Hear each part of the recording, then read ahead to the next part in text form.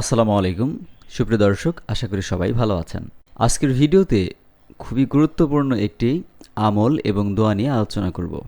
সেটি হচ্ছে টয়লেটে প্রবেশের দোয়া এবং টয়লেটে প্রবেশের সুন্নতি নিয়ম। টয়লেট থেকে বের হওয়ার দোয়া এবং টয়লেট থেকে বের হওয়ার যে সুন্নতি নিয়মগুলো আছে, অর্থাৎ আল্লাহর রাসূল যেভাবে আমাদেরকে নির্দেশ করেছেন সে বিষয়গুলো জানব এবং আমল করব। তো এ বিষয়ে প্রথমেই কিছু কথা বলে নেওয়া যাক, কেন আমাদের এই আমলগুলো এত জরুরি। প্রত্যেকটা টয়লেটে, যত দামি টাইলস দিয়ে করা হোক, যত পরিষ্কার পরিচ্ছন্ন হোক, রুমের সাথে অ্যাটাচড হোক, যে কোনো ধরনের বাথরুম টয়লেটে খুব ভয়াবহ রকমের, খুব খারাপ রকমের জিন বসবাস করে। এবং যখন আপনি এখানে প্রবেশ করেন, যখন আপনি দোয়া পাঠ করবেন না এবং নিয়মগুলো ফলো করবেন না, তখন এই সমস্ত খারাপ জিনদের একটা খারাপ প্রভাব আপনার উপরে পড়বে। এজন্য আমাদের এই নিয়মগুলো এবং দোয়াগুলো জানা খুবই জরুরি। এ বিষয়ে নিজে আমল করতে হবে এবং পরিবারের অন্যদেরকেও আমল শেখাতে হবে। তো চলুন প্রথমে আমরা একটু নিয়মগুলো জানবো এবং পাশাপাশি আমরা দোয়াগুলো শিখে নেব আজকে ইনশাল্লাহ। টয়লেটে প্রবেশের সময় অবশ্যই আপনার মাথার চুলগুলোকে কাভার করে ঢুকতে হবে। অর্থাৎ আপনি যদি পুরুষ হন, অবশ্যই চেষ্টা করবেন টুপি পরে টয়লেটে প্রবেশ করার জন্য, এবং মহিলাদের জন্য ওড়না দিয়ে চুলগুলোকে ভালোভাবে ঢেকে নিতে হবে। এবং টয়লেটে প্রবেশের সময় অবশ্যই বাঁ পা দিয়ে প্রবেশ করতে হবে, এটাই হলো সুন্নাত। এবং প্রবেশের সময় অর্থাৎ টয়লেটে প্রবেশের পূর্বে আপনাকে দোয়া পাঠ করতে হবে। মনে রাখবেন, কখনোই টয়লেটে প্রবেশের পরে আপনারা কোনো দোয়া পড়বেন না, কারণ টয়লেটের মধ্যে কোনো আরবি পড়া নিষেধ। যেহেতু এটি একটি দোয়া, সেক্ষেত্রে এই দোয়াটি টয়লেটে প্রবেশের পর পড়া নিষেধ, অর্থাৎ টয়লেটে প্রবেশের পূর্বেই পড়তে হবে। চলুন আমরা দোয়াটা একটু দেখে নেই। আল্লাহুম্মা ইন্নী আউযু বিকা মিনাল খুবসি ওয়াল খবাইস।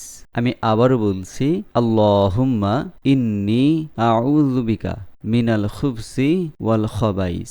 এর অর্থ হলো, হে আল্লাহ, আমি আপনার কাছে আশ্রয় চাই পুরুষ ও নারী শয়তান থেকে। অর্থাৎ জিনদের কিন্তু দুইটা প্রজাতি আছে, এদের মধ্যে পুরুষ এবং মহিলা জাতি অর্থাৎ নারী জাতি কিন্তু আছে। এবং জিনের ব্যাপারে আল্লাহ পাক কোরআনের মধ্যে জিনের সম্পর্কে একটি ছড়াই কিন্তু নাজিল করে দিয়েছে।